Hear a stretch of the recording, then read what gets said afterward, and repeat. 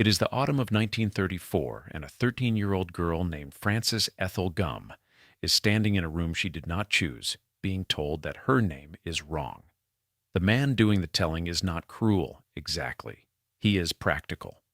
He represents a branch of the entertainment industry that has learned with some precision how to take a raw human being and sand down the parts that don't sell. The name Gum, he explains, sounds like something unpleasant, something sticky. Frances will need to become someone else before she can become anyone at all. She agrees. She is 13. Her mother, Ethel, standing nearby, agrees on her behalf before Frances has fully processed the question. The new name, Judy Garland, is borrowed in part from a song, in part from a theater critic, in part from the general requirement that a young girl from Lancaster, California sound like she was always meant to be famous. It fits well enough. It will be used for the rest of her life. Frances Gum will not appear in another legal document until her death certificate 35 years later, where both names sit side by side, as if even the coroner wasn't sure who had died. What follows is not a story about stardom, though stardom is everywhere in it. It is a story about a person who was converted into a product at an age when most children are still deciding what they want for breakfast, and what that conversion cost, slowly, over decades, in ways that were rarely visible from the outside and almost never acknowledged from within. The wealth came, the fame came. Neither arrived alone. Grand Rapids, Minnesota in the early 1920s is the kind of small town that exists mostly as a backdrop for other people's ambitions. The winters are long. The social life centers on churches and local theaters. It is not a place that produces stars, and it knows this about itself. Frank Gum runs the New Grand Theater on Pokegama Avenue. He's a slight, cheerful man with a good tenor voice and an unsteady relationship with his own nature that will not become fully legible to his family until much later. He shows films. He performs between reels. He is well liked in the way that men who entertain publicly and trouble privately often are. The smile is genuine. The charm is real. The rest is carefully managed.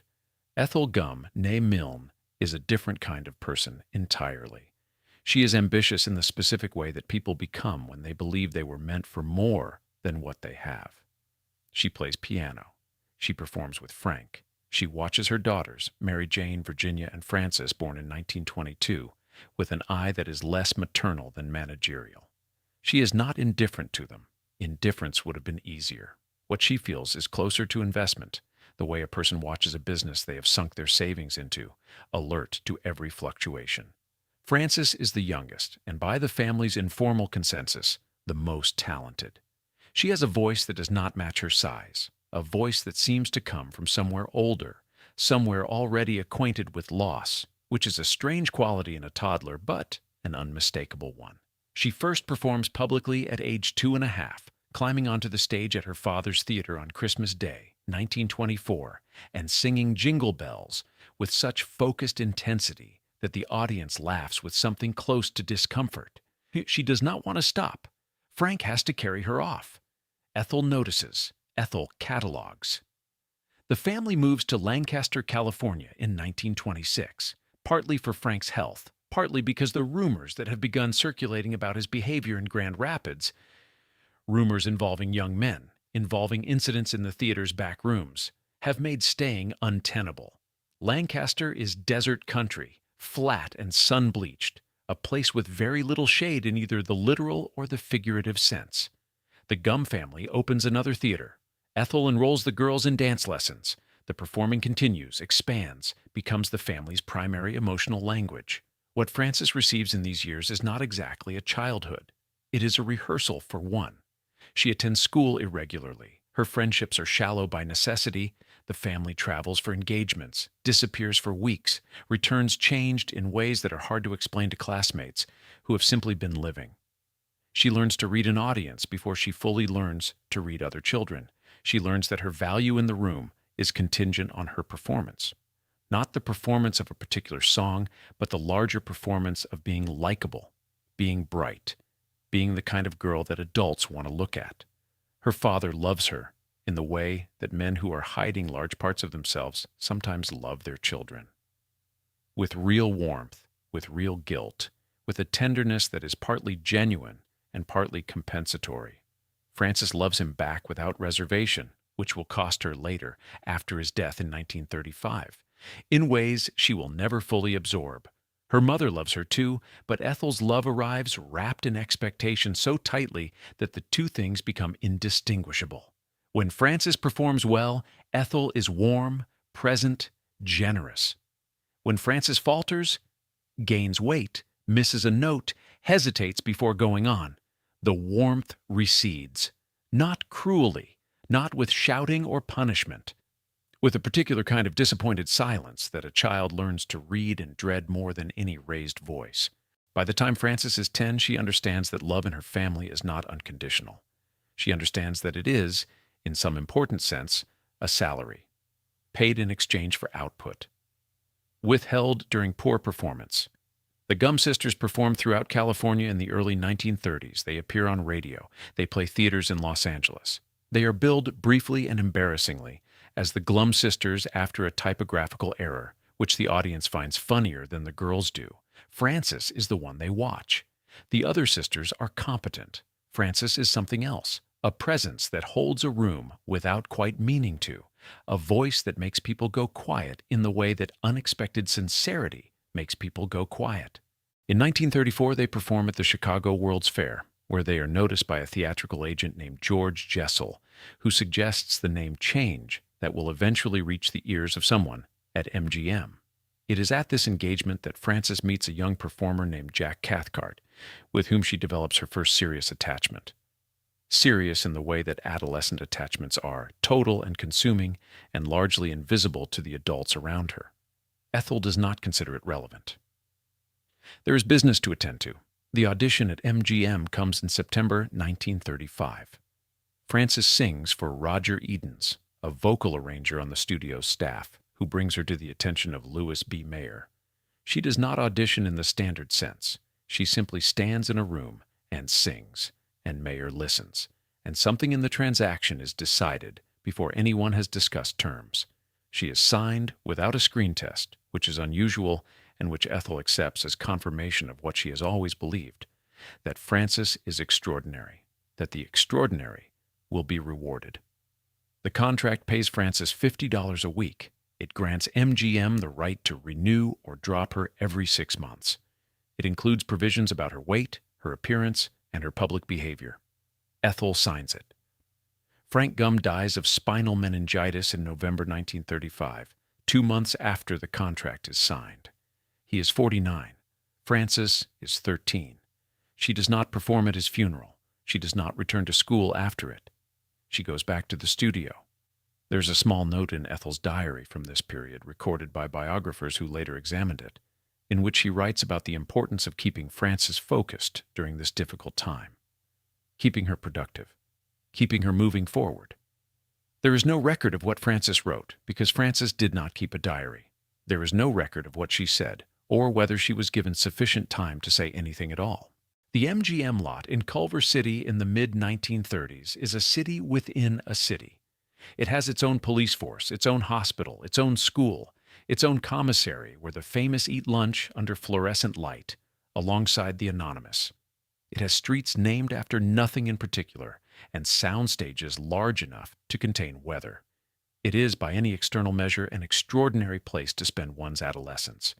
Frances Gum, now contractually Judy Garland, arrives here at 13 and does not leave in any meaningful sense for the next 15 years. The lot becomes her primary geography. Its rhythms replace the rhythms of ordinary life. She learns its social hierarchies before she learns to drive. She learns which producers to avoid in hallways before she learns how to manage a bank account. The studio does not teach her these things directly. It teaches them the way institutions teach most things. Through repetition, through consequence, through the slow accumulation of unspoken rules that become, over time, indistinguishable from reality. Louis B. Mayer runs MGM with the specific authority of a man who's decided that his instincts and the studio's interests are the same thing. He is not a subtle person, but he is an effective one. He understands what audiences want with a precision that his more refined colleagues sometimes lack He also understands with equal precision what his contract players need, or rather, what they can be made to need, which is a different calculation entirely. Judy he calls his little hunchback, a nickname that is never explained and never challenged. He calls her this with apparent affection. He pinches her cheek. He tells her she has a great talent and a figure problem in the same sentence, so smoothly that the second part absorbs the first. She is 13, then 14, then 15, and the message delivered to her body during these years is consistent. It is not quite right. It is workable, but it requires management. The management begins almost immediately. Studio doctors prescribe Benzedrine to suppress her appetite and keep her energy levels elevated during long shooting days. At night, when the stimulants make sleep impossible, they prescribe phenobarbital to bring her down. This is not unusual practice at MGM during this period. Other young performers are managed similarly. The studio frames it as care, as the responsible supervision of valuable talent. The pills are dispensed by medical professionals in measured doses with the implicit understanding that Judy's output depends on her compliance. She complies. She is 14. She does not have a language for what is being done to her body, and the adults around her mother included perhaps especially, regard the prescriptions as part of the professional landscape, no different from the vocal coaching or the costume fittings. Ethel does not object. There is no record of her asking questions. What the pills do beyond their immediate chemical effects is establish a relationship between Judy and pharmaceutical intervention that will never be undone. Her body learns early that its natural states, hunger, fatigue, anxiety, are problems to be corrected rather than signals to be heeded. By the time she is 16, she has already spent 2 years in a chemical negotiation between what her body wants and what the studio requires. The school on the MGM lot operates under California state law, which mandates a minimum number of educational hours for minors working in the industry. Judy attends with a rotating cast of other young performers, including Mickey Rooney, with whom she will make 9 films and who will become, in the public imagination, her permanent companion. Cheerful, energetic, mutually adoring. In private, the dynamic is more complicated. Rooney is already a bigger star, already more confident in the machinery around him, already less troubled by it. He moves through the studio with an ease that Judy watches and cannot quite replicate. His relationship with his own image is comfortable. Hers is not. Mayer pairs them deliberately, instinctively, correctly. They have chemistry that reads as innocent on screen and is innocent on screen, but the innocence is manufactured, and both of them know it, even if neither has the vocabulary to say so. The Andy Hardy films place Judy in a specific role. The girl next door, the loyal friend, the one who sings with feeling while the romantic action happens elsewhere. She is, in these films, perpetually adjacent to desirability, close to it, not quite it. In 1937, Mayer considers loaning Judy to 20th Century Fox for a film that will eventually become Rebecca of Sunnybrook Farm. He ultimately keeps her at MGM, but the internal memos from this period, examined later by historians, reveal the studio's frank assessment of her commercial value and her physical liabilities in language that treats both as inventory concerns. She is described as versatile but challenging to photograph, castable with conditions. Judy is 15 when these memos circulate. She does not read them. She does not need to. The same assessment is delivered to her in subtler forms every day, in the way costumers speak over her head to each other, in the way directors ask her to stand at particular angles, in the way certain roles are offered and others are quietly redirected toward girls whose faces create fewer problems. Her mother remains present throughout this period, though present is perhaps the wrong word for what Ethel is. She is available, she attends fittings and rehearsals. She negotiates with studio representatives about scheduling and compensation. She functions in practice as a business manager who also happens to share a home with the talent. The warmth between them exists, but it exists in the spaces between transactions. After a successful performance, Ethel is effusive. During a weight gain, during a bad review, during a period when the studio is considering dropping Judy from a project, Ethel's attention becomes operational rather than maternal, focused on solutions, on adjustments, on how to prevent the problem from worsening. By 1938, the year before The Wizard of Oz begins production. Judy has been under contract for 3 years. She has appeared in 11 films. She has been chemically managed for most of her adolescence. She has been told in various registers and by various authorities that her body is a professional liability that requires ongoing correction. She is 16 years old, and she has already learned, with some thoroughness, that the people responsible for her welfare and the people responsible for her career are the same people, and that when those two responsibilities conflict, the career tends to win. There's a particular quality to the MGM commissary at 7 in the morning. The light is institutional. The smell is coffee and something fried. The extras arrive early, the stars arrive later, and somewhere in between, the young contract players filter in, still carrying the previous night's exhaustion. The kind that sleep does not fix because the sleep itself was pharmaceutical, borrowed against a debt that compounds quietly over time. Judy Garland, at 15, eats breakfast here most mornings, or rather, she sits here most mornings. What she eats is monitored. There are studio employees whose job, in practice, includes watching what Judy puts on her tray. Not overtly, not with clipboards, but the information travels, and Mayer receives it, and adjustments are made. The adjustments by 1937 include a formal diet arranged through the studio's medical department. Judy is permitted chicken soup. She is permitted black coffee. She is permitted, on certain days, cottage cheese. She is not permitted bread. She is not permitted the kinds of food that a 15-year-old body, burning through 14-hour production days on amphetamines, might reasonably require. The hunger she carries through these years is not incidental. It is managed. It is, in the studio's internal logic, a feature rather than a flaw. A body kept at the edge of its own needs is a body that performs with a particular kind of urgency. The Benzedrine comes first, prescribed originally for what the studio doctors describe as low energy and weight management. By 1937, it is routine. Judy takes it in the morning to start, takes it again when afternoon filming requires sustained intensity, takes it without thinking about it in the same way she takes the car that arrives at her house each morning, as part of the infrastructure of her professional life. The drug does what it promises. She is alert. She is thin enough. She hits her marks. What it also does, and what no studio doctor explains in terms she is meant to retain, is alter the baseline. The natural state of moderate energy that most people occupy without noticing becomes, for Judy, inaccessible. The amphetamine-assisted version of wakefulness becomes the only wakefulness she knows. When the drug wears off, she does not return to normal.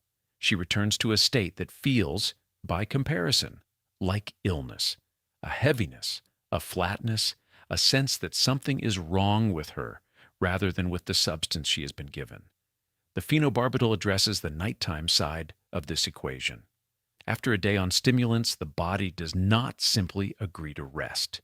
Judy's mind, in the hours after filming ends, races in the specific way that chemically accelerated minds race. Thoughts arriving without sequence, anxiety gathering without object, the ordinary quiet of a bedroom made threatening by a nervous system that has forgotten how to idle. The barbiturates interrupt this. They do not produce sleep so much as they produce unconsciousness, which is a related but distinct condition. She wakes from barbiturate sleep unrefreshed. She takes the Benzedrine. The cycle continues. She is 15, then 16. The cycle does not stop between films. It does not stop on weekends. There are, in the archive of this period, photographs of Judy at 16 and 17 that are striking not only for the talent visible in her face, but for the fatigue visible around her eyes. A tiredness that is specifically pharmaceutical, the flatness of a system running on borrowed fuel. People who worked with her during this period describe her as sweet, eager, slightly fragile in ways they couldn't locate precisely. One costume designer interviewed decades later said that Judy always looked like she was trying very hard to feel normal. In 1938, during pre-production for The Wizard of Oz, the monitoring of her body intensifies. The role of Dorothy requires a specific physical profile. Young, unformed, pre-sexual in the way that the story demands. Judy at 16 is developing a body that the studio finds inconvenient for this purpose. The diet tightens. Mayer, in at least one documented meeting with producers, expresses frustration that Judy's figure is not cooperating with the production's requirements. The solution, such as it is, involves binding her chest during filming, intensifying the dietary restrictions, and maintaining the amphetamine schedule. Her mother is present during this period in the specific way Ethel is always present: available, informed, compliant. There is no documented instance of Ethel Gum objecting to the medical management of her daughter during these years. There is instead a documented instance of Ethel requesting additional compensation from MGM on the grounds that managing Judy's schedule required significant personal investment. The studio paid it. What Judy understands about her own situation during these years is difficult to reconstruct. She gives interviews that are cheerful, performatively normal, full of enthusiasm for her work and affection for her colleagues. This is partly genuine. She does love performing in the uncomplicated way that people who are genuinely gifted at something love the exercise of that gift. But the interviews are also conducted under conditions of significant institutional pressure by a teenager who has been taught, with some thoroughness, that her value depends on appearing manageable. The darkness does not appear in the interviews. It appears later in the testimony of people who were in the rooms the interviews did not reach. By 1939, the year The Wizard of Oz is released and Judy Garland becomes one of the most famous people on Earth, she has been on a pharmaceutical cycle for approximately 3 years. She is 17. Her body has not experienced an unmedicated day in memory. The hunger is chronic. The sleep is borrowed. The energy she displays on screen, the brightness, the sincerity, the quality that makes audiences feel she is singing directly to them, is real, but it is being extracted from a system that is already showing the early signs of depletion. There is a recording from this period made during a radio appearance in support of the film in which Judy sings "Over the Rainbow" live. The performance is widely considered one of the finest recordings of the song. Her voice carries something that trained musicians who have analyzed it describe as a quality of yearning that is technically very difficult to produce, a sound that suggests genuine longing rather than performed longing. What she is longing for in that recording is not documented. It is possible she did not know herself. The Wizard of Oz opens in August 1939 at the Grauman's Chinese Theater in Hollywood. The premiere is a large, carefully orchestrated event. Searchlights, crowds, the machinery of studio publicity operating at full capacity. Judy arrives in a dress chosen by the studio, with her hair done by the studio, accompanied by a chaperone provided by the studio. She is 17 years old, and she is, by any measure, the center of the evening. The cameras find her. The crowd calls her name. She smiles in the photographs with a brightness that is entirely convincing. Inside the theater, watching herself on screen for the first time as Dorothy Gale, she sits quietly.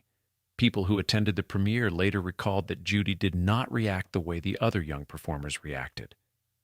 With excitement, with pride, with the slightly overwhelmed quality of someone encountering their own image magnified to impossible scale. She watched. She was attentive. One person who sat near her said she looked like someone taking an examination. The film becomes a phenomenon in the specific way that certain cultural objects become phenomena, not immediately, not with the clean certainty of a hit, but gradually, through repetition, through the way it lodges in the imagination of a generation and refuses to leave. Its initial box office performance is strong, but not spectacular. MGM recoups its investment. The reviews for Judy personally are extraordinary. The New York Times calls her performance one of genuine feeling. Frank Nugent, reviewing it, notes that she plays Dorothy with a sincerity that the material might not have survived without. What the reviews do not note, because they have no access to the information, is the condition in which that sincerity was produced. The Wizard of Oz shoots over approximately 6 months, from October 1938 to March 1939, under conditions that Judy will describe in fragments across the rest of her life. The shooting days are long. The Technicolor process requires intense lighting that generates significant heat on the set. The costumes are restrictive. The binding around Judy's chest, used to flatten her figure to the studio's satisfaction, makes breathing during extended takes physically uncomfortable. The yellow brick road is a set, not a field, and it is hard underfoot, and they walk it many times. Through all of this, the pharmaceutical schedule continues. The stimulants manage her energy through the long days. The barbiturates manage the nights. Between these two poles, Judy exists in a narrowing corridor of functional wakefulness that is increasingly the only register she knows. The actors playing the Scarecrow, Tin Man, and Cowardly Lion, Ray Bolger, Jack Haley, Burt Lahr, are adults with adult careers and adult relationships with the studio. They find Judy, by general accounts, sweet and professional and slightly otherworldly. Lahr, in particular, is fond of her. He notices that she is serious in a way that young performers often aren't, that she brings a quality of genuine attention to scenes that might not require it. He does not know about the pills. He does not know about the binding. He knows what he can see, which is a teenage girl who works very hard and laughs easily and seems, in some way he cannot identify, to be carrying more than her share. Mayer watches the rushes with satisfaction. The dailies confirm what he suspected, that Judy's particular quality translates to film with unusual fidelity, that the camera finds in her face something that cannot be manufactured in the editing room. He is pleased with the production. In the same period, he continues to refer to her as his little hunchback in studio meetings. He continues to monitor her weight through intermediaries. He tells her after a particularly strong day of filming that she is going to be very important to him, which is not quite the same as telling her she is going to be important. The film is released. The world responds. Over the Rainbow becomes the defining song of her public identity. The song she will be asked to sing for the rest of her life. The song that will accompany her through marriages, collapses, comebacks, and finally her own memorial service 30 years later. It is a song about wanting to be somewhere else. It is a song about looking at the world from the wrong side of a window. Audiences receive it as a message of hope. Judy sings it at 17 with a quality that is not hope, exactly. It is more precise than hope, more specific, the sound of someone who has already located the window and measured the distance. The Academy Awards ceremony in February 1940 presents Judy with a special juvenile Oscar, a miniature statuette, smaller than the standard award, given in recognition of her outstanding performance as a screen juvenile. Mayer accepts it on her behalf at the ceremony, which is itself a detail that goes unremarked at the time. Judy is not present when her name is called.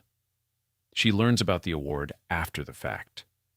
The miniature statuette sits on a shelf. She will reference it later in interviews with an irony that is too mild to be called bitterness, but too specific to be called anything else. By the spring of 1940, Judy is 18, and MGM is already planning the next phase of her career. The studio has invested significantly in her development and expects a return, which requires a steady output of films, which requires her continued availability, which requires her pharmaceutical maintenance. The logic is circular, and the studio does not examine it. There are new films to prepare, there are new costumes that need to accommodate her figure, which the studio continues to monitor and continues to find unsatisfactory.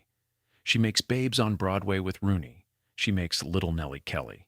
She works through 1940 and 1941 with the consistency of someone who has never been given a model for working any other way. The performances are strong, the reviews are good. The private record from this period, gathered later from the accounts of people close to her, from the fragments of her own testimony, describes a young woman who is funny and warm and chronically exhausted and increasingly unable to locate the boundary between what she feels and what she is performing. At 18, she has played Dorothy Gale for the world and received a smaller version of the prize that adults receive. She has been told this is appropriate. She has accepted it. She moves on to the next production. In the early 1940s, Judy Garland is one of the most recognizable faces in the world, and one of the least autonomous people in it. She is 19 when she meets David Rose, a band leader 11 years her senior, at a party she attended because the studio approved her attendance. The approval process for Judy's social life during this period is not incidental. MGM maintains an informal but effective oversight of its contract players' personal lives, particularly the women, particularly the young ones, where they go, who they are seen with, what the photographs might suggest. These are considered business concerns, managed with the same attention as lighting and wardrobe. David Rose is a safe choice by the studio's informal calculus. He is employed in the industry. He is respectable. He is not a threat to the image MGM has constructed around Judy, that of the wholesome, cheerful girl next door whose romantic life exists only in the Andy Hardy films where it can be properly supervised. He is also critically not the person Judy is actually interested in at this point in her life. The person she is interested in is Artie Shaw, a band leader and serial marrying man who is charming and intellectually demanding and entirely unavailable, having recently married Lana Turner with the casual decisiveness of someone who treats major life decisions as impulses. Judy's attachment to Shaw is the kind of attachment that forms in the specific emotional conditions she has grown up in. Unavailable, slightly withholding, contingent on performance. She is drawn to it without being able to explain why, which is common in people who have been taught that conditional love is what love looks like. Shaw does not reciprocate in any lasting way. Judy redirects. David Rose is present, attentive, genuinely fond of her. The relationship develops through 1940 with the compressed intensity of two people in an industry where ordinary courtship timelines don't apply. By the summer of 1940, they are discussing marriage. Mayer's response is immediate and unambiguous. He calls Judy into his office and tells her that she will not be getting married. Not yet. The studio's investment in her image requires that she remain in the public imagination, unmarried, available in the particular way that young female stars are required to be available, which has nothing to do with actual availability and everything to do with the fantasy that audiences purchase when they buy a ticket. Marriage, Mayer explains, will damage her career. The fans will feel betrayed. The box office will suffer. Judy listens. She is 19. She has been listening to Mayer since she was 13, and the listening has been, by any external measure, professionally rewarding. The films have been successful. The reviews have been strong. The formula has worked. She knows somewhere in the part of her that still belongs to Frances Gumm rather than to the studio's construction that the formula has cost something, but the cost has never been made explicit, never been placed on a scale next to the rewards, never been the subject of a frank conversation with anyone in a position to matter. She marries David Rose anyway. They elope to Las Vegas in July 1941, a decision that is impulsive in the way that decisions made by people who have had very little practice making their own decisions often are. Sudden, slightly chaotic, not fully thought through. She is 19. She calls Ethel afterward, not before. Ethel's response is not recorded in terms Judy preserved, but the general shape of it is suggested by what follows. Ethel aligns with Mayer. The studio's concern becomes the family's concern. The marriage is treated by the people around Judy as a professional problem to be managed. Mayer is furious in the specific way that powerful men are furious when something they own behaves as though it doesn't know that. He calls her into his office again. The meeting is not pleasant. He does not threaten her contract directly because he doesn't need to. The threat is architectural, built into the structure of their relationship, present without being named. What he does instead is make clear that she has made things more difficult for everyone, including herself, and that the studio will be watching. The marriage is, from nearly its first weeks, a performance of domestic normalcy between two people who have very little in common beyond their industry and their mutual attempt to escape from something they cannot fully name. Rose is a musician with a working musician's life, through late nights, touring, the rhythms of a career that does not align with Judy's studio schedule. They occupy the same house without occupying the same life. People who knew them during this period described them as pleasant together, cordial, slightly formal in the way of two people who have not yet figured out what they actually are to each other. In the spring of 1942, Judy becomes pregnant. The studio's response is swift and within the logic of MGM's operation, entirely consistent with everything that has come before. Mayer makes clear that the pregnancy is not compatible with her current production schedule or her public image. The studio's doctors are made available. Ethel, in what will become one of the most documented and most contested details of Judy's biography, encourages her daughter to terminate the pregnancy. The abortion is performed. Judy is 20 years old. She does not speak publicly about this for many years. When she does speak about it, in fragments across various interviews in the 1950s and 1960s, she speaks about it without the language of violation. Not because she doesn't feel violated, but because the vocabulary for what was done to her does not yet fully exist in the culture she inhabits.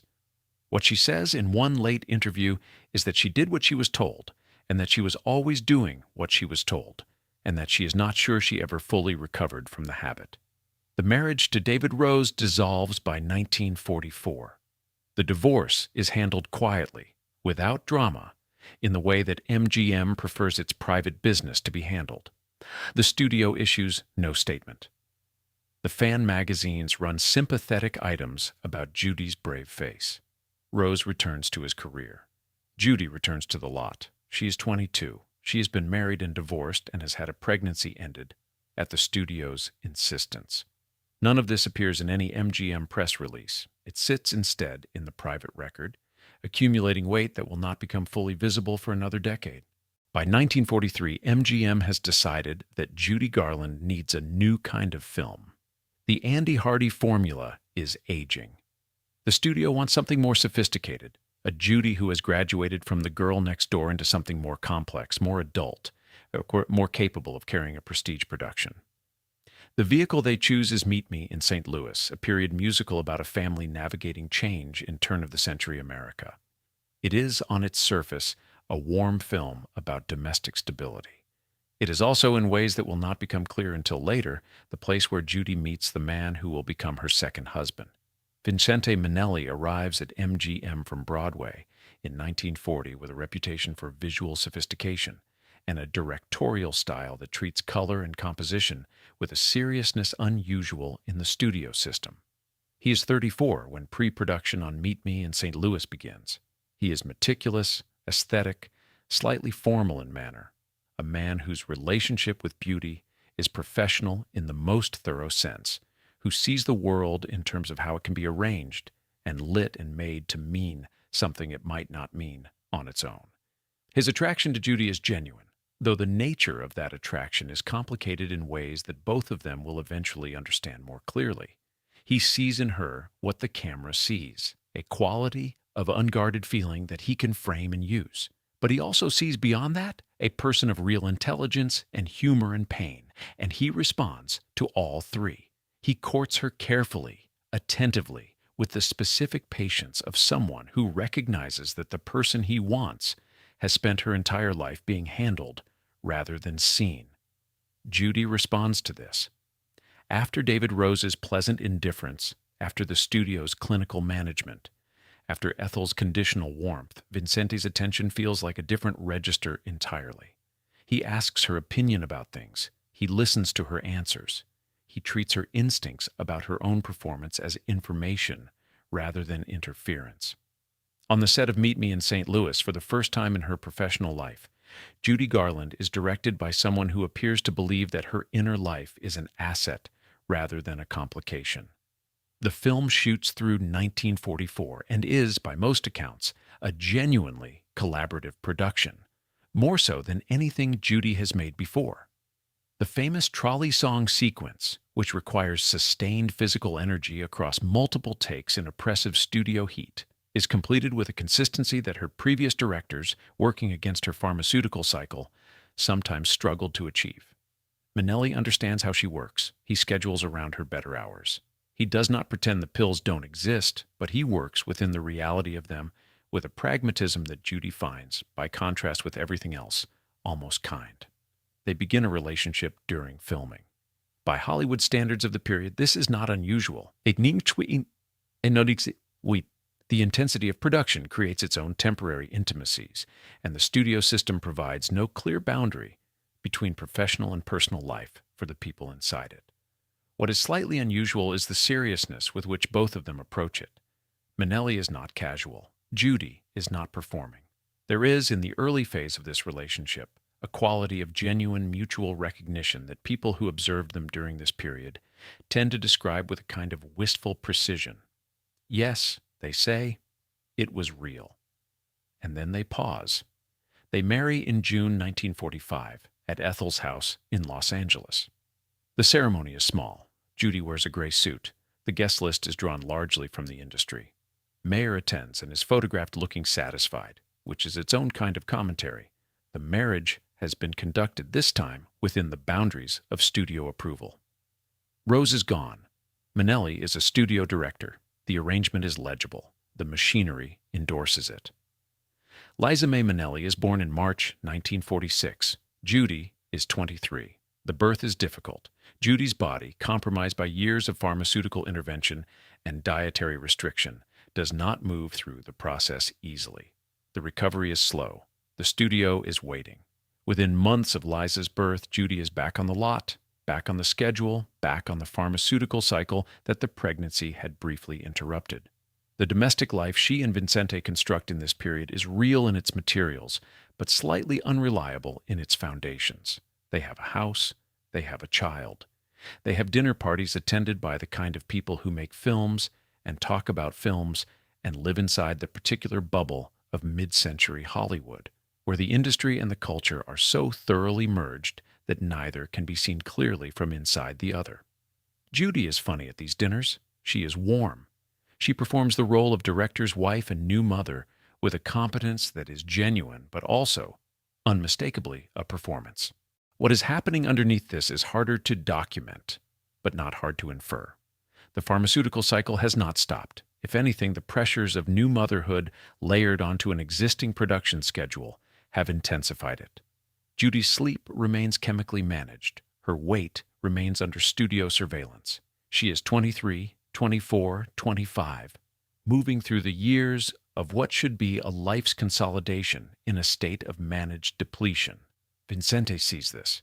He is not oblivious. He is also not equipped to address it, which is a different kind of failure. Not cruelty, but inadequacy, the gap between what a person perceives and what they can actually do about it. He loves Judy in a way that is real and also insufficient. He can frame her correctly on screen. He cannot stabilize what is happening to her off it. There is a photograph from this period taken at a studio event in 1947 in which Judy and Vincente stand together in formal dress, Liza presumably at home with a nurse. They are both smiling.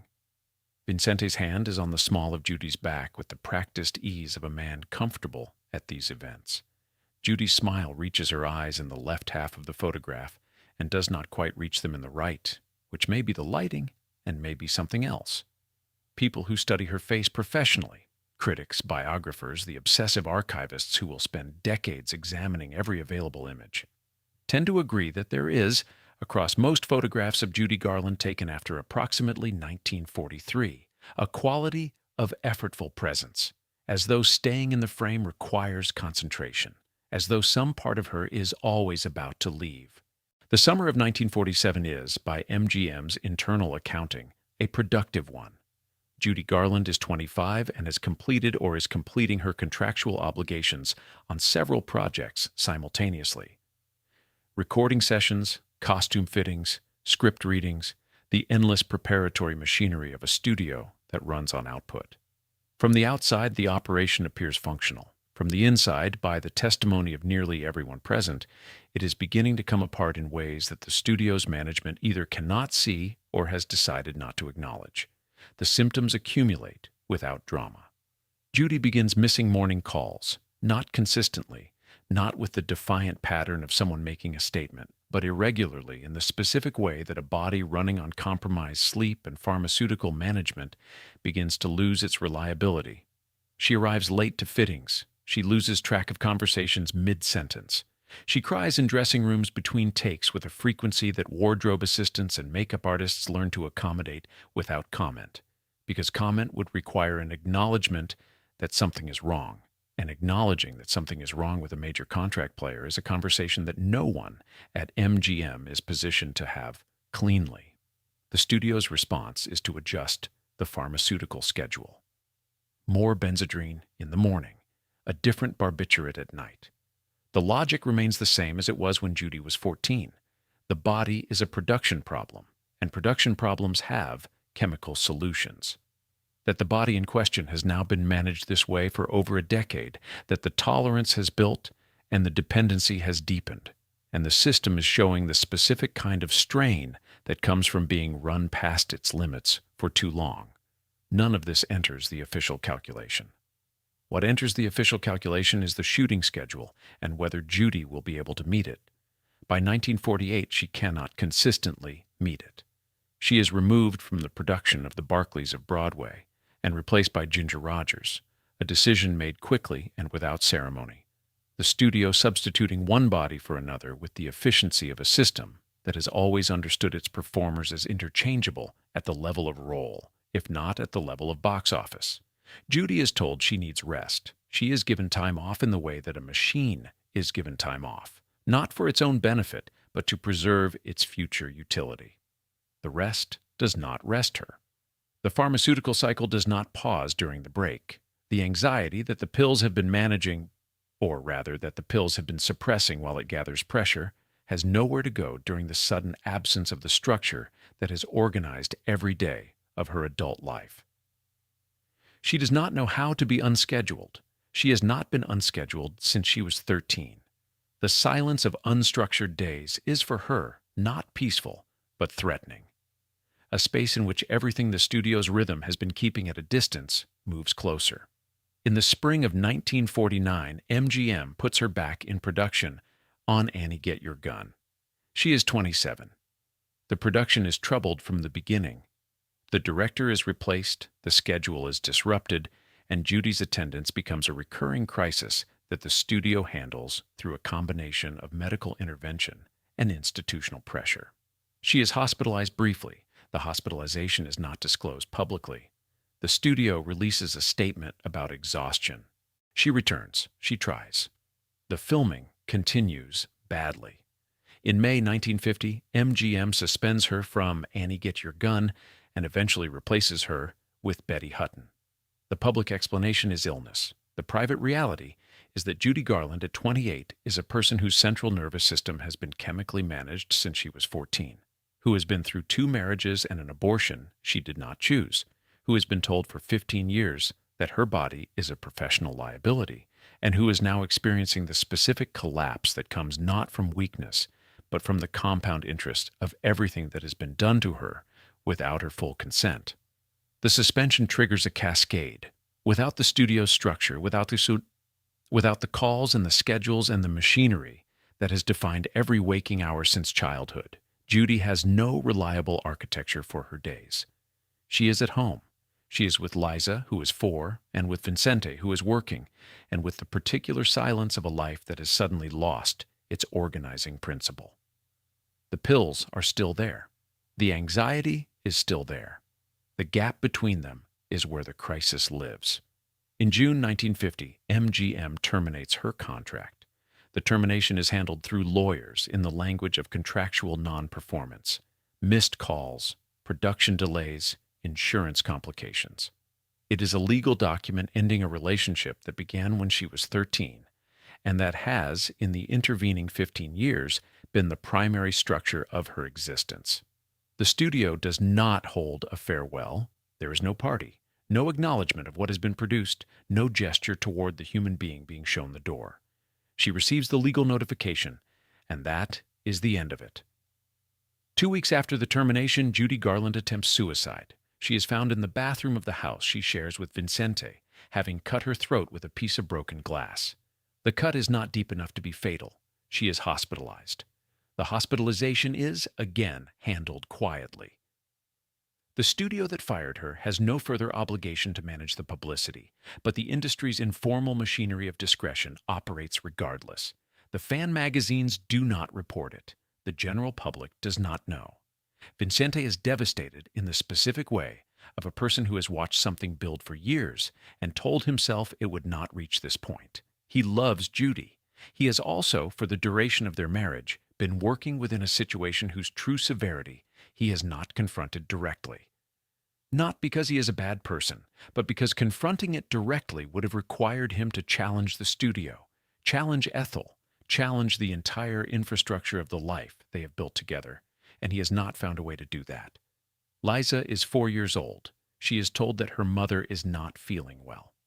The marriage to Vincente does not end immediately. They continue living together through the early 1950s with the specific persistence of two people who have a child and a shared history and nowhere obvious to go. But the thing that held the marriage, the quality of genuine recognition that Minnelli brought to Judy in those early years on the lot, has been worn down by the accumulation of crises he witnessed without being able to address. By 1951, they are separating without quite saying so. Judy is 29, unemployed for the first time in her professional life, recovering from a suicide attempt that almost no one outside the immediate household knows about, and beginning to understand that the world she was built for has finished with her before she is finished with it. In the spring of 1951, Judy Garland stands in the wings of the London Palladium preparing to walk onto a stage she has never performed on before, in a country where she has never performed before, for an audience that has no obligation to be kind. She is 29. She has been fired by the studio that built her, hospitalized for a suicide attempt that the public does not know about, and separated from her husband in the slow, undeclared way that marriages end when neither party can afford the directness of a formal conclusion. The concert is not her idea in the straightforward sense. It is Sid Luft's idea, or rather it is the idea that emerges from the collision between Judy's need for income and Sid Luft's talent for identifying leverage. Luft is a former test pilot and minor film producer who has been in Judy's orbit for several months, charming, resourceful, alert to opportunity in the specific way of people who have spent their careers adjacent to money without quite accumulating it.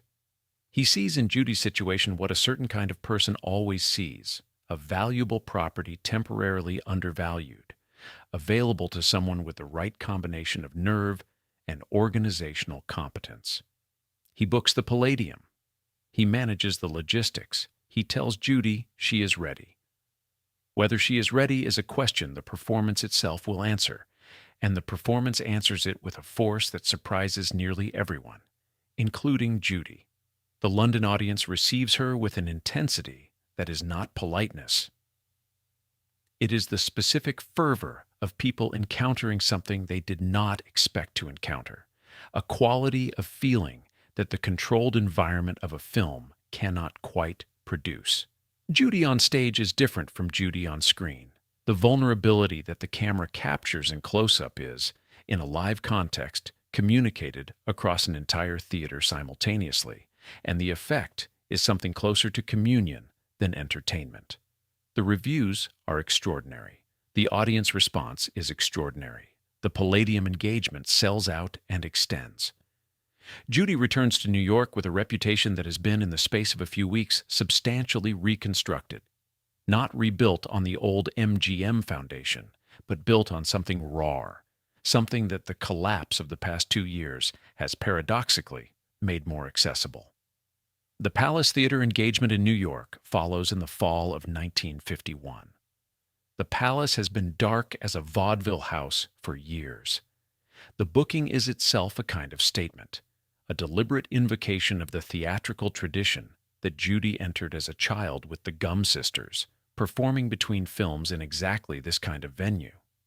The full-circle quality of it is not lost on Judy, who is too intelligent not to notice when her life arranges itself into irony. The engagement runs for 19 weeks, breaking the house record. Lines form hours before curtain.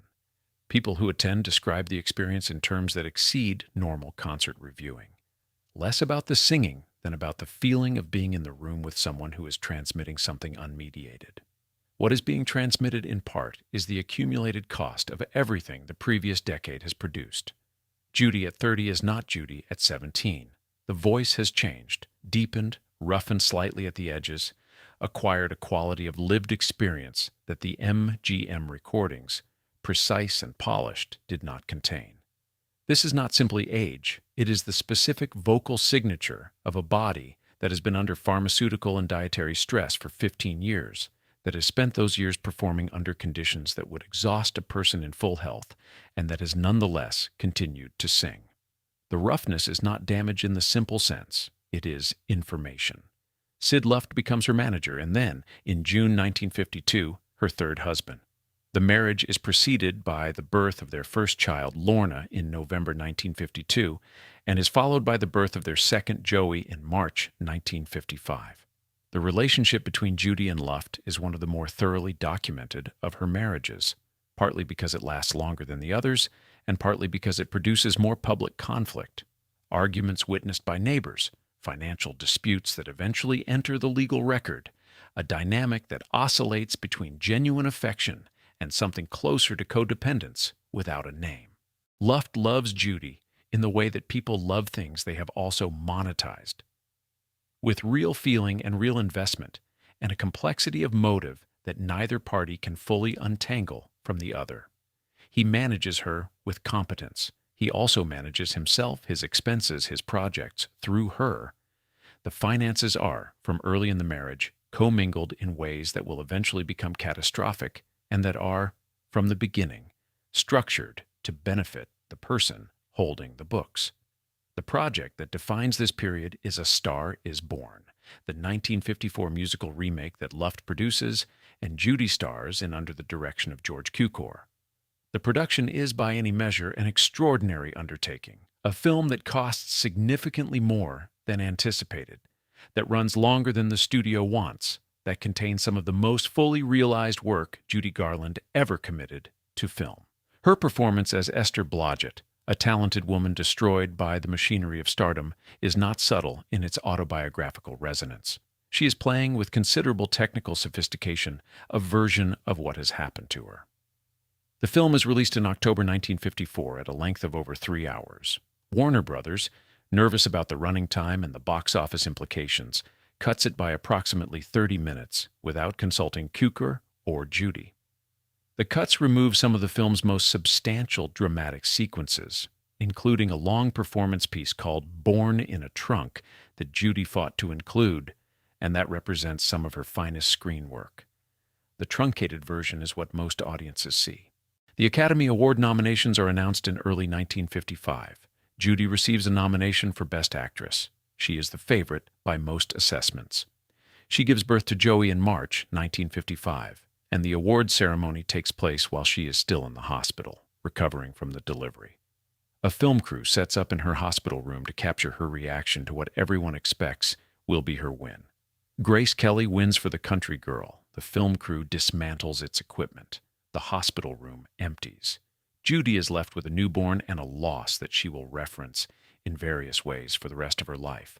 Not with bitterness exactly, but with a kind of incredulous precision, the way a person returns to a moment that seems to concentrate something larger than itself.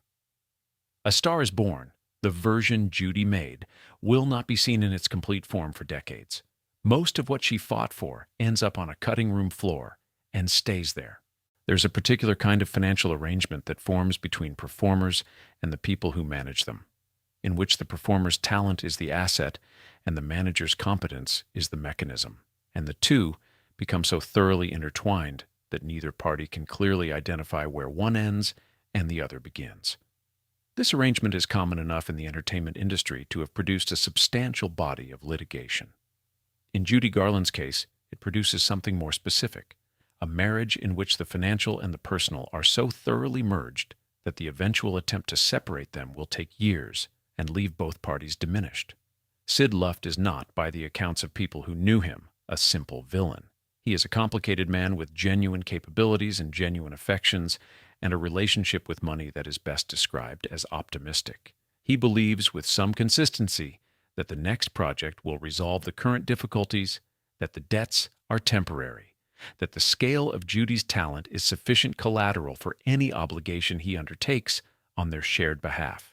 He is wrong about this, but he is wrong in good faith, or at least in a faith convincing enough that Judy, for most of the 1950s, accepts it.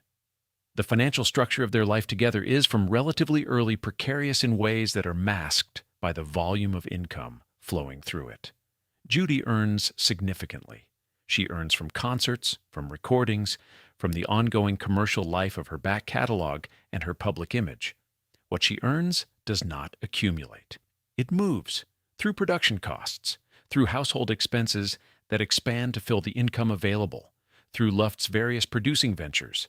which generate activity without reliably generating profit, through the tax obligations that have been deferred and restructured and deferred again by accountants operating in the specific creative tradition of Hollywood financial management.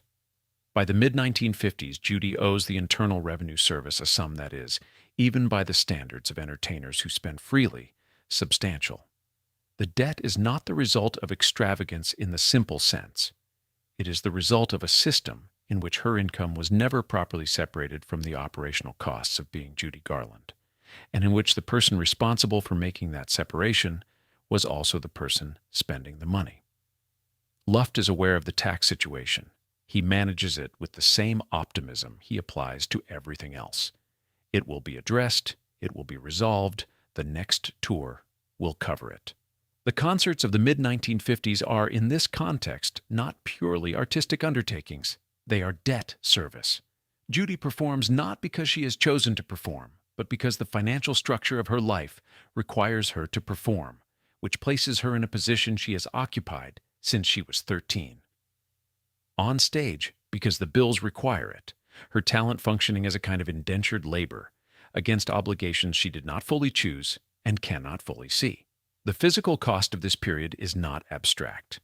Judy is performing in large venues with the consistency of someone on a production schedule, which her body, still pharmaceutically managed and still carrying the accumulated strain of the previous 2 decades, cannot always sustain. She cancels engagements, she arrives late. She sometimes cannot finish performances, leaving stages in cities across America to audiences who have paid for the complete version of what she can only partially deliver. The reviews of these incomplete performances begin to appear in newspapers with a regularity that adds a new layer to her public narrative. Judy Garland, the unreliable. Judy Garland, the troubled. The language is not clinical. It is the language of disappointment, which is a particular kind of public punishment reserved for people who have been granted the status of beloved and have then failed to maintain it. She is aware of what is being written. She reads the reviews. She is not, by the accounts of people close to her, someone who processes criticism at a distance. She takes it into herself with the same directness that she takes everything, which is both the quality that makes her performing extraordinary and the quality that makes ordinary life very difficult. The gap between the adoration in the concert hall and the disappointment in the morning newspaper is not, for Judy, simply a professional problem. It is a reenactment of something much older. The conditional nature of the approval she has always been offered, the warmth that arrives when she performs well and recedes when she does not. In 1958, Judy collapses during a European tour. The collapse is physical, a hepatitis diagnosis, genuine and serious, that requires hospitalization and extended rest. The diagnosis is also, in the coverage it receives, freighted with implication. By 1958, the word collapse in connection with Judy Garland carries meanings beyond the medical. Audiences and journalists read it through the accumulated context of cancellations and late arrivals and incomplete performances, and the medical fact gets absorbed into the larger narrative of instability that has been building around her for years. The hospitalization costs money. The canceled dates cost money. The IRS debt continues to accumulate interest. Luft continues to manage, which is to say, he continues to generate plans that address the immediate problem by deferring the structural one. He books more concerts. He negotiates advances against future earnings. He operates consistently in the future tense. The money will come. The situation will stabilize. The next engagement will change things. Judy performs. She recovers from the hepatitis with a thoroughness that surprises her doctors, which is partly a testament to her physical resilience and partly a function of the fact that she has no financial alternative to recovery. In 1959 and 1960, she undertakes a series of concert engagements that are, by the accounts of audiences who attended them, among the most powerful performances of her career.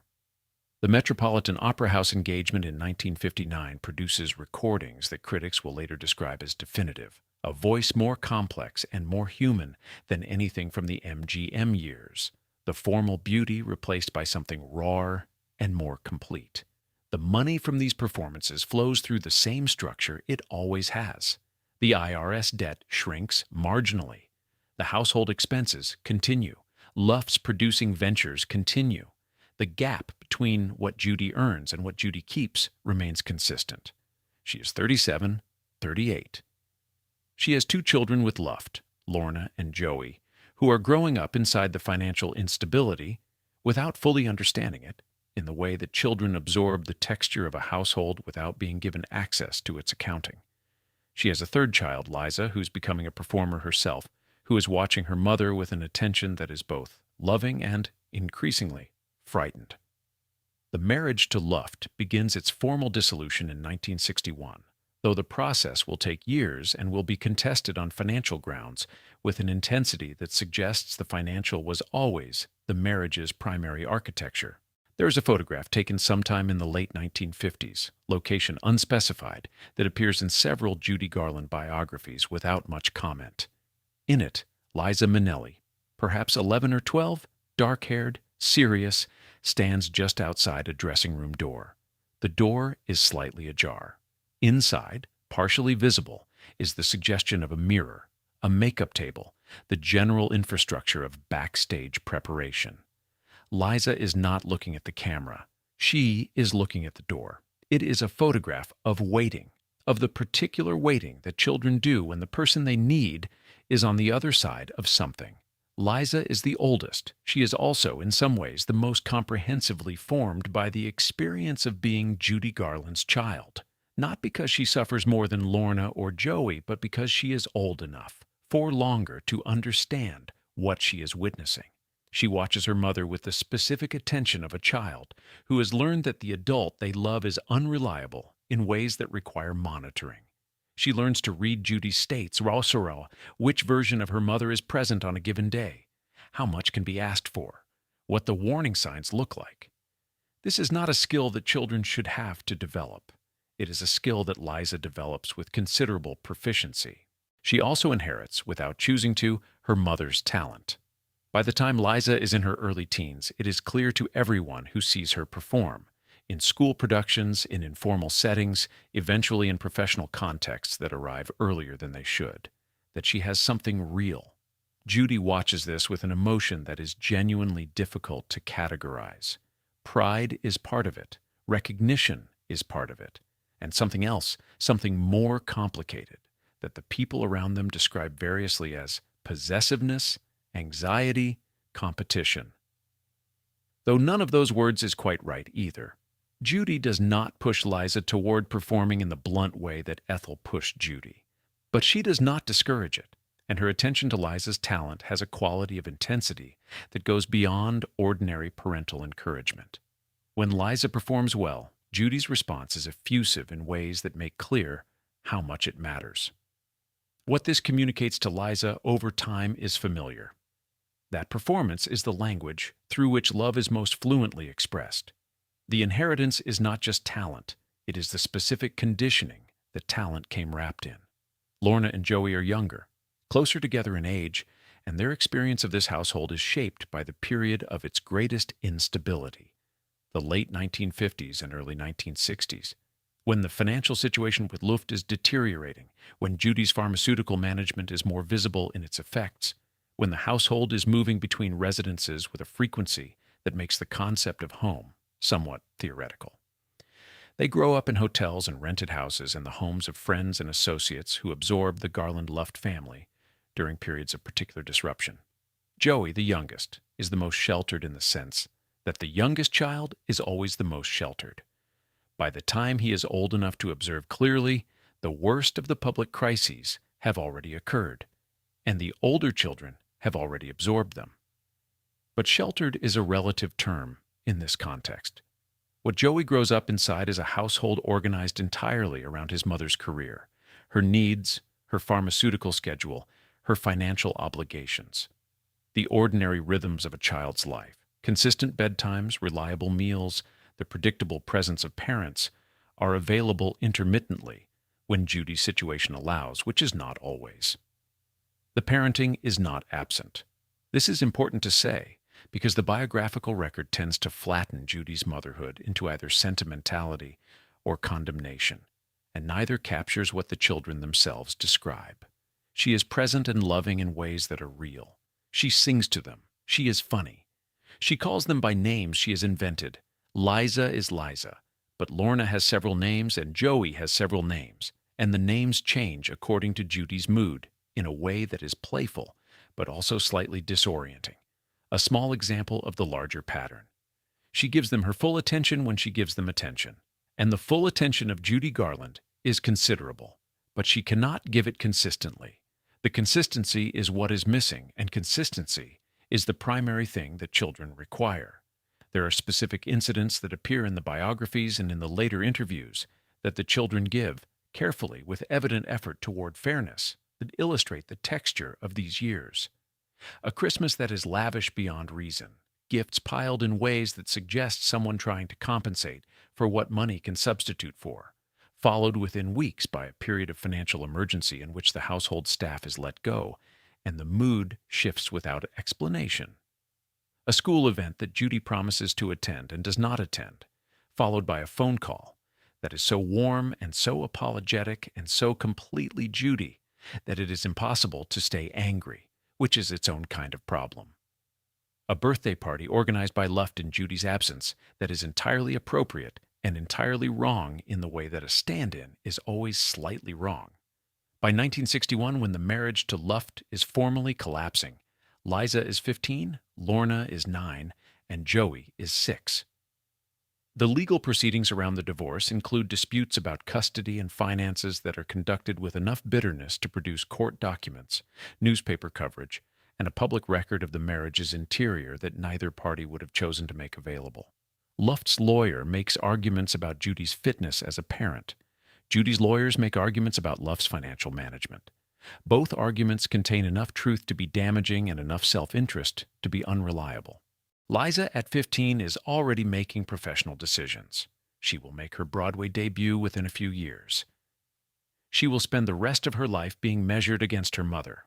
A comparison that is unfair in the specific way that only comparisons between people who love each other can be unfair, because the measurement is also a kind of inheritance, and the inheritance was not chosen. Lorna and Joey grow up more quietly, more removed from the public narrative, more protected by their relative anonymity. They are, in various interviews given decades later, generous about their mother. They describe her with the specific complexity that comes from having loved someone who was also consistently difficult to love. The warmth real, the damage real. Both things true at the same time, neither canceling the other. In September 1963, CBS broadcasts the first episode of The Judy Garland Show, a television variety program that represents, by any reasonable assessment, one of the more ambitious attempts in the medium's history to build a weekly series around a single performer's personality.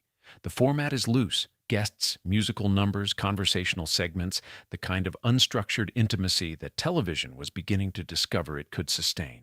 The network has paid significantly for it. The production values are high. The premiere draws an audience large enough to suggest that the gamble might pay off. Judy is 41. She has not had a stable professional home since MGM terminated her contract 13 years earlier. The television series is, in the language of the people around her, a new chapter. A phrase that people in the entertainment industry use with the specific optimism of people who have not examined the previous chapters carefully enough. The idea for the series originates partly with Judy and partly with a production team assembled by CBS that includes, at various points, a rotating cast of producers whose tenures are short enough to suggest the production's internal difficulties. The original executive producer is Gary Smith. He is replaced. His replacement is replaced. By the time the series reaches its midpoint, it has cycled through enough production leadership to constitute its own small history of institutional dysfunction. The difficulty is not Judy's talent.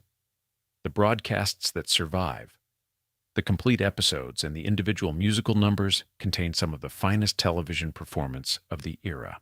A duet with Barbra Streisand, recorded in October 1963, is frequently cited as one of the medium's landmark moments. Two singers of extraordinary ability working together with a mutual attentiveness that the camera captures without diminishing. Judy's solo performances in these episodes have the quality that all her best live work has: the sense that something genuine is being communicated, that the distance between the performer and the performance has been eliminated. The difficulty is everything that surrounds the talent.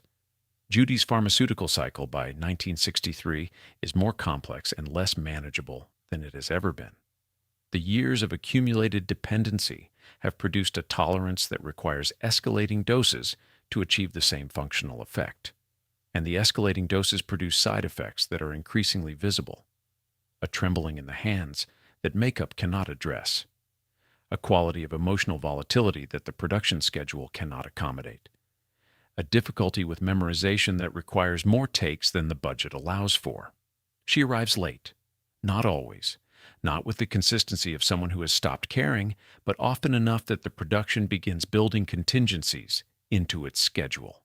Extra time, alternative plans, the logistical texture of a team that has learned it, cannot rely on its central element. This is corrosive in the specific way that unreliability is corrosive to a professional environment. It doesn't destroy things immediately. It erodes them, producing a low-level anxiety that becomes the room's permanent atmosphere. The ratings, after the strong premiere, begin to decline. The network attributes this publicly to the competition. The Judy Garland Show airs opposite Bonanza on NBC, which is one of the most watched programs of the period. The competition is real, and it is a genuine disadvantage. It is also, for CBS executives increasingly concerned about the production's internal difficulties, a convenient explanation. One that allows the ratings decline to be attributed to scheduling rather than to the deeper problems that the people inside the production are managing every week. By early 1964, the network is having the conversations that networks have when they are preparing to cancel something. The conversations are not held with Judy directly. They are held around her, between executives and producers, and the intermediaries who constitute the buffer zone between institutional decisions and the people those decisions affect. Judy becomes aware of these conversations through the specific channels by which people become aware of things that are being discussed without them. Through shifts in how she is spoken to, through changes in the production's rhythm, through the quality of meetings that are less conclusive than they were in September. The cancellation is announced in the spring of 1964. Judy has completed 26 episodes of a series that CBS had initially hoped would run for years. The public statement from the network cites ratings. The private reality, documented later in the accounts of people who were present, is more specific. The production had become unmanageable in ways that the network was not willing to sustain. Judy's response to the cancellation is not the response of someone surprised. She has been fired before. She has been replaced before.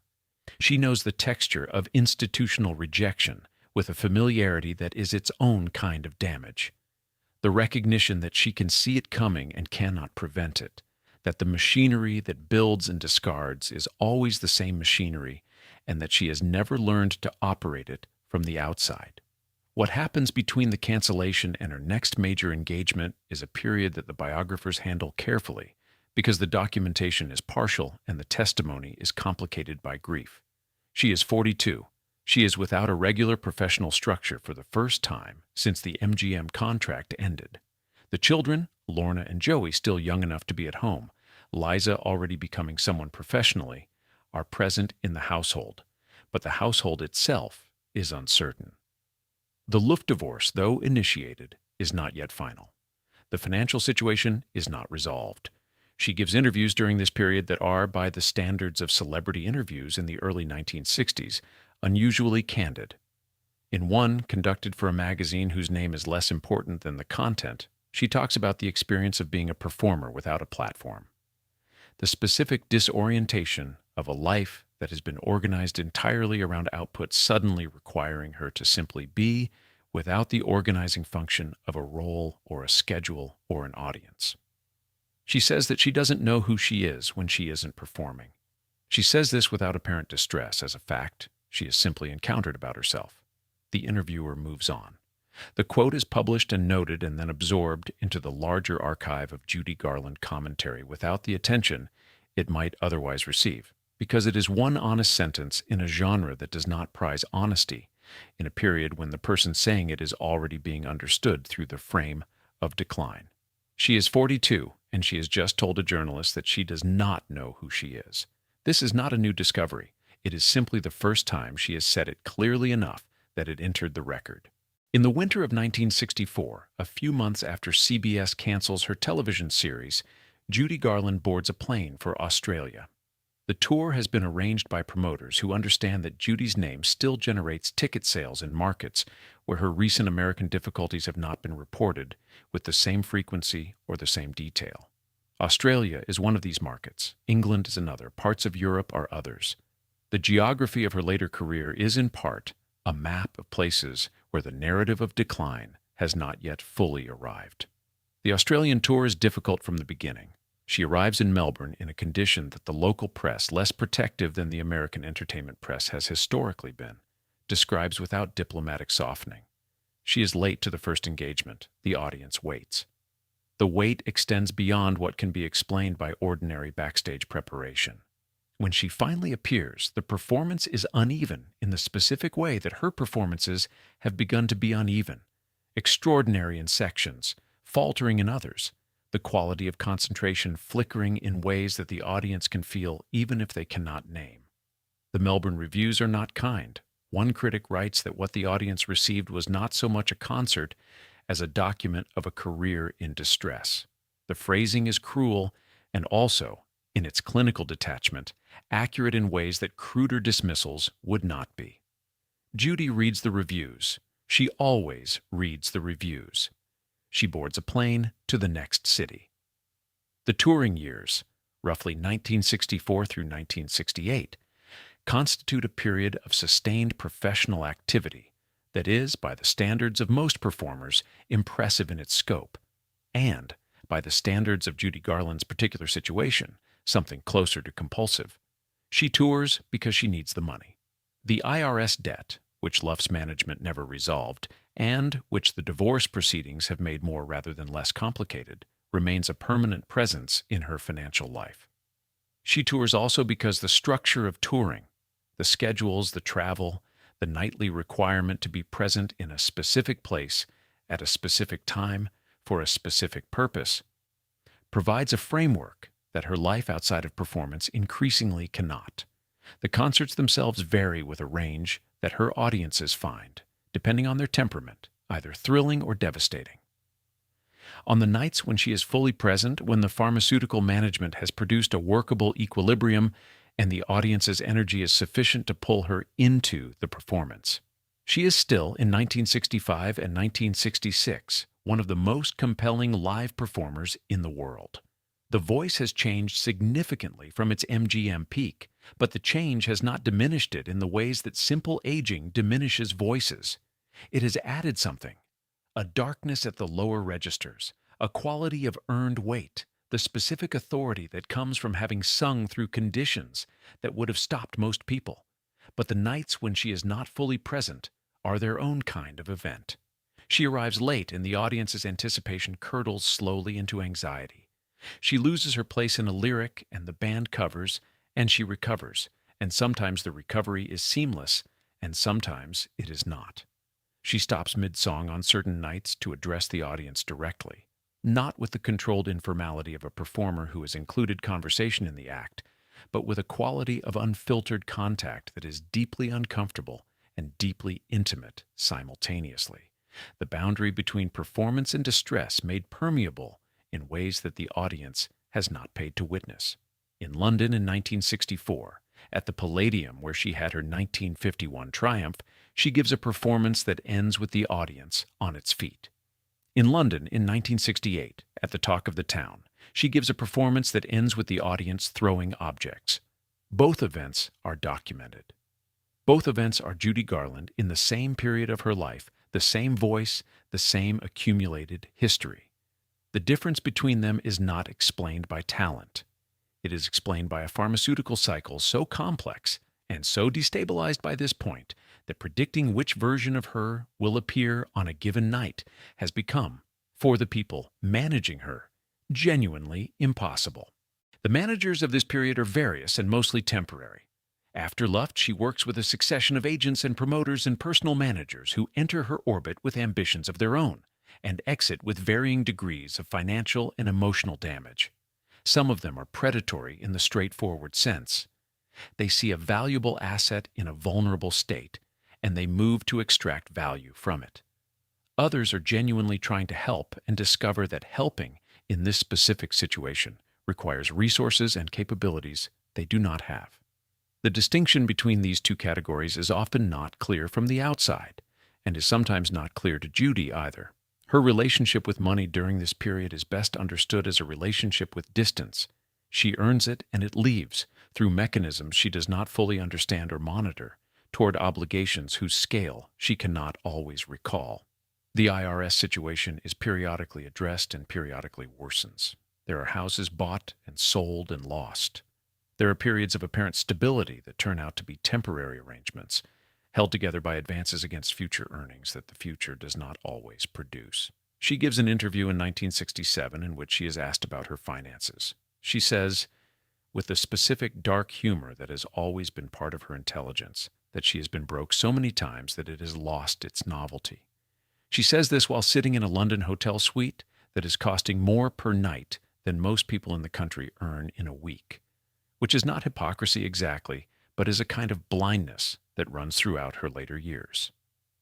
The inability to connect the scale of expenditure to the reality of obligation, the hotel suite, and the IRS debt, occupying different registers of her awareness without quite meeting.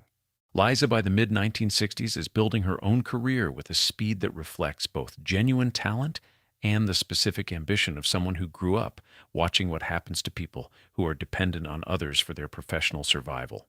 She is becoming someone who manages herself, who understands the industry's machinery and has decided to operate it rather than be operated by it. The contrast with Judy is not lost on either of them. Judy watches her daughter's growing autonomy with something she describes in one conversation as pride and something that looks, in the photographs from this period, like longing. In December 1968, Judy Garland arrives in London to headline a 5-week engagement at the Talk of the Town, a supper club in the West End that has been booked partly because it is prestigious, and partly because it is available, and partly because the people managing Judy's affairs in this period are working with a diminishing set of options. She is 46. She's traveling with Mark Herron, a minor actor she has been involved with intermittently, and who functions in her life less as a partner than as a companion in the specific sense of someone present without being particularly useful. Herron will be gone within weeks. What replaces him, or rather who replaces him, is the last significant development in Judy Garland's romantic life. Mickey Deans is 33. He manages a discotheque in New York called Arthur, which is fashionable in the mid-1960s way that certain Manhattan venues are fashionable. Briefly, intensely, by association with people who are themselves fashionable. He has a quality of focused attention that people in Judy's orbit later describe as almost predatory, though whether the predation was conscious or simply the natural behavior of an ambitious man recognizing an opportunity is a question the record cannot definitively answer. He meets Judy in New York in the fall of 1968 through the industry channels that connect performers and the people who circulate around them. He is attentive from the beginning, present, helpful, energetic in the specific way of people who have identified something they want and are in the early stages of pursuing it. He handles logistics. He makes calls. He inserts himself into the practical infrastructure of her life with a smoothness that Judy, who has been without reliable management for years, finds genuinely useful and genuinely comforting. By the time she arrives in London for the Talk of the Town engagement, Deans has positioned himself as her primary companion and de facto manager. The engagement itself is a disaster with good seats. Judy is chronically late. Audiences at the Talk of the Town, who have paid for dinner and a show and are seated at tables close enough to the stage to observe everything in detail, wait on several nights for periods that extend beyond any reasonable definition of a curtain delay. When she appears, the performances are inconsistent in the way that has become standard by this point. Some nights functional, some nights not. The audience left to calibrate its own reaction to what it is witnessing. The London press, which has always had a relationship with Judy that oscillates between reverence and something considerably less gentle, covers the engagement with a specificity that is unflattering. One critic writes that the audience seemed unsure whether it was watching a performance or an emergency. Another suggests that the evening had the quality of attending something that should perhaps not be attended. These reviews reach Judy, as reviews always do, and produce the same compound response they always produce: absorption, pain, the familiar renewal of an injury that has been sustained so many times that the tissue no longer fully heals. Despite this, or perhaps because the circumstances have narrowed her alternatives to a point where despite this is the only available mode, Judy agrees to marry Mickey Deans. The wedding takes place in London in March 1969 at the Chelsea Register Office, conducted with a quietness that is partly discretion and partly the natural result of a ceremony for which the guest list is limited: London friends, a few industry acquaintances, Dean's associates. None of Judy's children are present. Liza is in New York, working. Lorna and Joey are in the United States, in the custody arrangements that followed the Luft divorce. The absence of her children at her final wedding is noted in the coverage and is, in the coverage's treatment of it, simply one more detail in an accumulating record of a life that has not arranged itself the way lives are supposed to. The marriage is, by the accounts of people who observed it during its brief duration, not without genuine feeling on both sides. Deans is attentive. He is present. He takes care of the practical details of their shared life in London: the small house in Cadogan Lane in Chelsea, the groceries, the telephone calls, the basic logistics of daily existence, with a thoroughness that Judy has not always had from the people closest to her. Whether he loves her in the full sense, or whether his love is inseparable from the calculation that brought him into her orbit, is a question that his behavior over the following months does not resolve cleanly. The financial situation is, by this point, advanced beyond any simple description. The IRS debt is larger than it has ever been. There are judgments and liens and the accumulated paperwork of decades of financial mismanagement. Deans makes representations about his ability to address these problems, to find investment, to stabilize what has never been stable. He has a project, a chain of discotheques in England to be called Judy Garland's, that he presents as the vehicle through which the financial difficulties will be resolved. Judy agrees to lend her name to the project. This is, in the condensed form, the structure of her relationship with the men who have managed her, their projects requiring her name requiring their management. The arrangement sustaining itself through mutual need without quite producing security for either party. She gives several performances in the early months of 1969. In Scandinavia, briefly, with the same inconsistency that has characterized the touring years. She is not well. The people around her can see it. Deans can see it. The physical decline is visible in the photographs from this period, not dramatically, not with the cinematic conclusiveness of a biographical film's final act, but in the ordinary, unglamorous way that bodies decline when they have been under sustained chemical and physical stress for 30 years. The thinning of the face, the quality of fragility in the posture, the way she stands in certain photographs, as though calculating her weight against the available support. In the spring of 1969, in the small rented house in Chelsea, she is relatively quiet. She is not scheduled for major performances. She is not, for the first time in her adult life, immediately required to be anywhere in particular. This should perhaps be rest. It does not quite function as rest. The house in Chelsea is small and the days are unstructured, and Mickey Deans is occupied with the business interests that require his attention. And Judy is there, in the house, in the way that someone is there when there is nowhere else to be. The morning of June 22, 1969 arrives in London with the ordinary weather of an English summer. Overcast, mild, the kind of day that does not announce itself. The house at 4 Cadogan Lane in Chelsea is small by the standards of the addresses Judy Garland has occupied across her life. A rented mews house, 2 stories, the kind of property that suggests a temporary arrangement rather than a settled one. Mickey Deans has been in the house the previous evening. He goes to sleep. Sometime in the night or the early morning, Judy gets up. She goes to the bathroom. She locks the door. What happens next is reconstructed from the coroner's findings and from Dean's account, which is the account of a man who woke in the morning and found the bathroom door locked and knocked and received no answer. He eventually forces the door. He finds Judy seated on the toilet, her chin resting on her chest, in the specific posture of someone who has lost consciousness without falling, a posture that suggests the loss came quietly, without struggle, without the dramatic physical language that the word death tends to imply. He calls for help. The help that arrives cannot do anything. Judy Garland is 47 years old, and she has been dead for several hours. The coroner's inquest is conducted within days.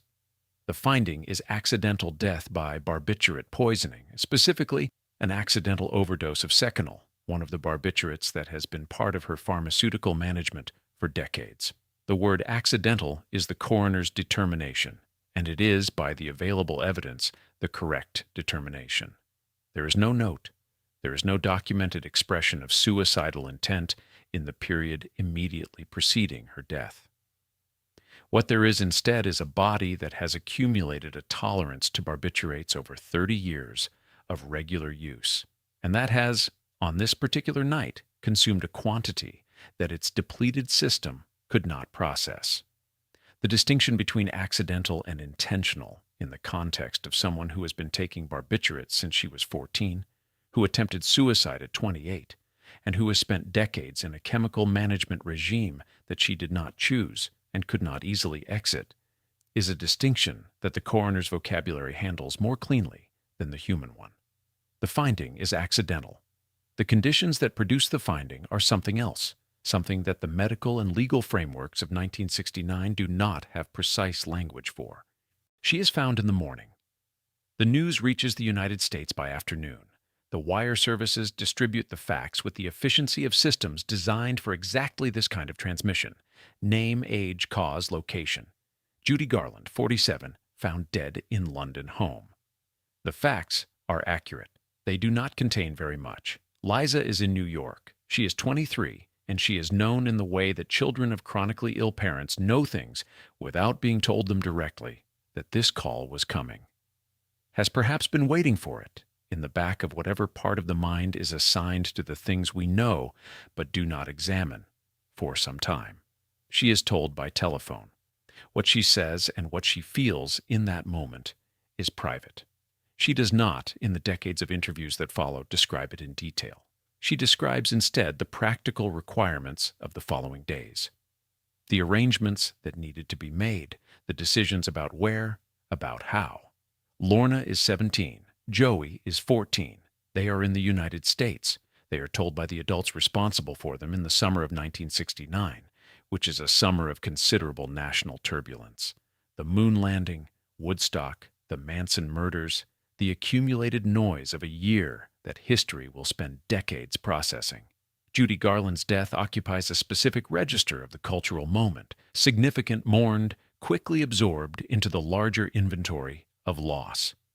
The funeral is held in New York at the Frank E. Campbell Funeral Chapel on Madison Avenue, which has handled the deaths of a sufficient number of famous people to constitute a kind of institution in its own right. The body is prepared and placed in an open casket. The line of people waiting to view it extends around the block and down the street and around the corner. Tens of thousands of people standing in the June heat for hours to move past a woman they have never met and whose face they know better than they know most of the faces in their own lives. The people in this line are, by many accounts, disproportionately young gay men, a demographic that has developed across the 1960s, a relationship with Judy Garland that is complex and communal and not entirely explicable in rational terms. A connection that has something to do with her visibility, with her failure to hide her pain, with the specific quality of her performances that communicate something about surviving conditions designed to reduce you. The Stonewall Inn riots, which will later be connected in the popular historical narrative to Judy's death and funeral, the idea that grief for her catalyzed something, are already happening across town, beginning the night before the funeral. The connection is disputed by historians. It is believed regardless by a community that finds meaning in it. Mickey Deans gives interviews.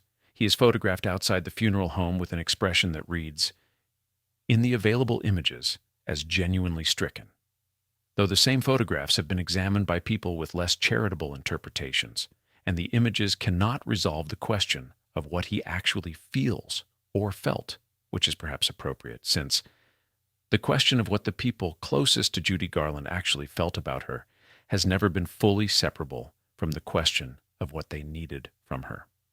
The estate, when it is examined, contains debts. The IRS claim is substantial. There are other creditors. The assets, her name, the back catalog, the film library, the commercial rights to Judy Garland as a property, have value that the debts will absorb. What Liza, Lorna, and Joey inherit is complicated by obligation, in the way that everything in this life was complicated by obligation. The body is flown back to New York from London in a manner that requires logistics and paperwork and the intervention of several people who are compensated for their involvement. The process takes days. It is handled without ceremony because ceremony has already been performed, and what remains is administrative. She is buried in Ferncliff Cemetery in Hartsdale, New York, in a crypt under a name that appears on the stone, Judy Garland, not Frances Gumm.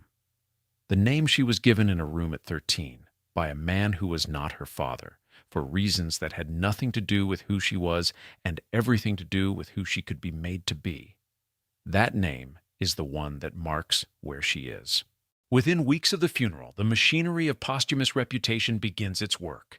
The obituaries have already established the primary frame, a great talent destroyed by the system that created her, a voice of extraordinary power silenced too soon, a life of suffering redeemed by the art it produced. The frame is not wrong exactly. It contains true things. What it leaves out is considerable, and what it leaves out is not accidental. The gay icon narrative consolidates quickly.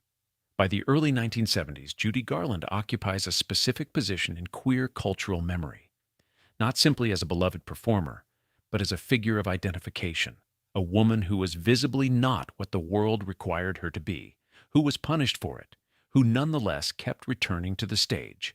The identification is genuine, and it is also, in ways that the community holding it cannot fully see from the inside, a partial reading, one that selects from the available record the elements that serve the narrative and arranges them into a shape that is useful without being complete.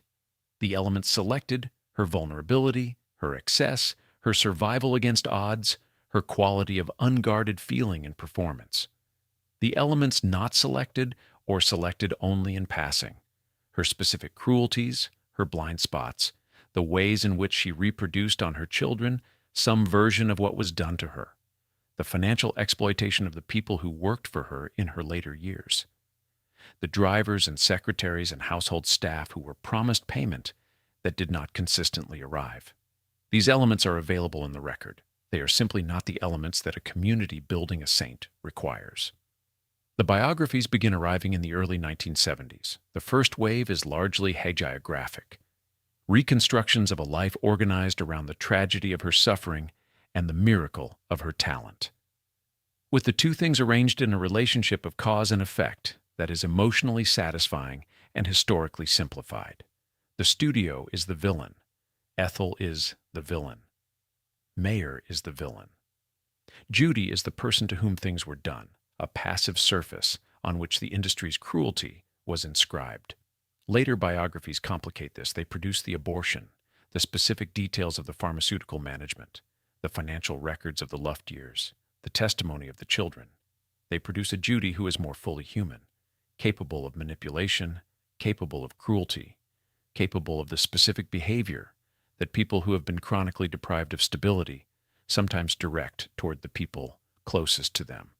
They produce Lorna Luft's memoir, published in 1998, which is careful and honest, and which describes a mother who was genuinely loving and genuinely devastating in alternating measures, sometimes within the same afternoon. These later accounts do not displace the earlier ones.